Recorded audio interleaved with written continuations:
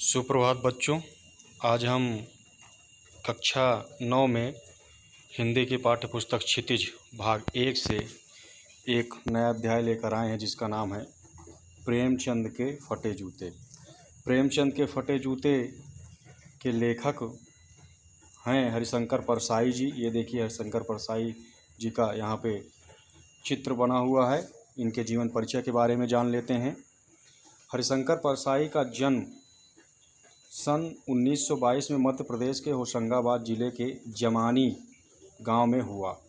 नागपुर विश्वविद्यालय से एमए करने के बाद कुछ दिनों तक अध्यापन किया। सन 1947 में स्वतंत्र लेखन करने लगे जब जबलपुर से वसुधा नामक पत्रिका निकाली, जिसकी हिंदी संसार में काफ़ी सराहना हुई। इन्होंने वसुधा नाम की एक पत्रिका निकाला और हिंदी साहित्य जगत में बहुत लोकप्रिय पत्रिका थी। सन 1995 में इनका निधन हो गया। अब देखिए, यह एक व्यंग्यात्मक कहानी के रूप में इन्होंने लिखा है प्रेमचंद के फटे जूते। देखिए, इनकी व्यंग्यात्मक कहानियाँ या व्यंग्य लेखकों में इनका नाम बहुत आगे है। अब देखिए यहाँ पर क्या है, हंसते हैं रोते हैं, ये भी व्यंग्य में लिखा गया है। जैसे उनके फिर दिन फिरे, कहानी संग्रह, रानी नागफनी की कहानी, तट की खोज, तब तक की बात और थी, भूत के पांव पीछे, बेईमानी की परत। यहाँ पर देखिए, बेईमानी की परत, पगडंडियों का जमाना, सदाचार का तावीज, शिकायत मुझे भी है और अंत में निबंध संग्रह। ये देखिए, वैष्णव की फिसलन, तिरछी रेखाएं, ठिठुरता हुआ गणतंत्र, विकलांग श्रद्धा का दौर। ऐसा इन्होंने। अच्छा देखिए, भारतीय जीवन में पाखंड, भ्रष्टाचार, अंतर्विरोध, बेईमानी आदि पर इन्होंने कई व्यंग्य लेख लिखे हैं जो शोषण के विरुद्ध साहित्य की भूमिका का निर्वहन किया है।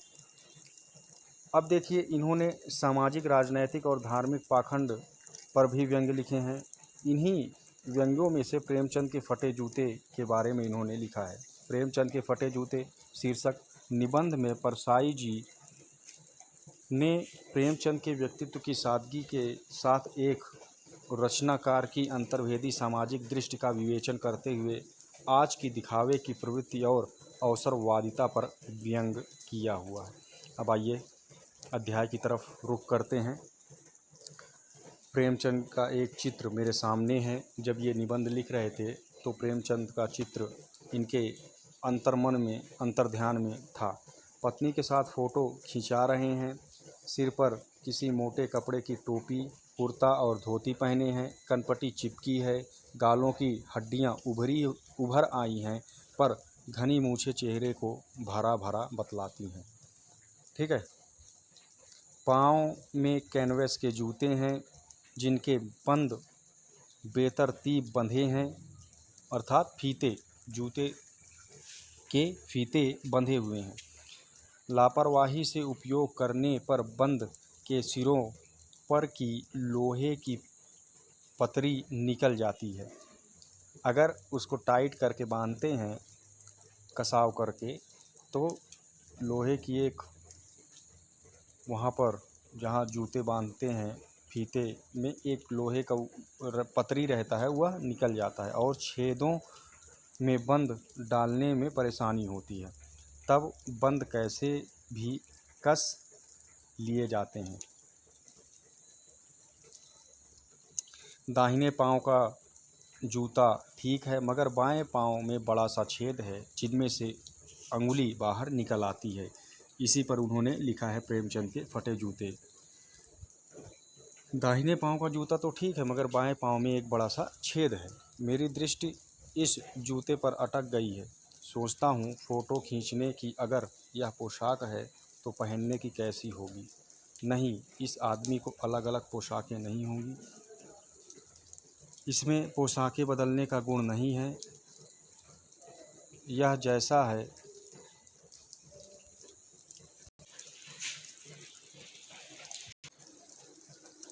जैसा है वैसे ही फ़ोटो में खिंच जाता है। मैं चेहरे की तरफ देखता हूँ क्या तुम्हें मालूम है मेरे साहित्य पुरखे कि तुम्हारा जूता फट गया है और अंगुली बाहर दिख रही है? क्या तुम्हें इसका जरा भी एहसास नहीं है? जरा लज्जा, संकोच या झेप नहीं है? क्या तुम इतना भी नहीं जानते कि धोती को थोड़ा नीचे खींच लेने से अंगुली ढक सकती है? मगर फिर भी तुम्हारे चेहरे पर बड़ी बेपरवाही, बड़ा विश्वास है। फोटोग्राफर ने जब रेडी प्लीज कहा होगा तब परंपरा के अनुसार तुमने मुस्कान लेने की कोशिश की होगी। दर्द के गहरे कुएं के तल में कहीं पड़ी मुस्कान को धीरे धीरे खींचकर ऊपर निकाल रहे होंगे कि बीच में ही क्लिक करके फोटोग्राफर ने थैंक यू कह दिया। विचित्र है यह अधूरी मुस्कान या मुस्कान नहीं, इसमें उपहास है, व्यंग है। इसी प्रकार की कहानियाँ हरिशंकर परसाई जी लिखते थे। मुझे उम्मीद है आप लोगों को ज़रूर समझ में आया होगा। बाकी अगला वीडियो लेक्चर अगले वीडियो में।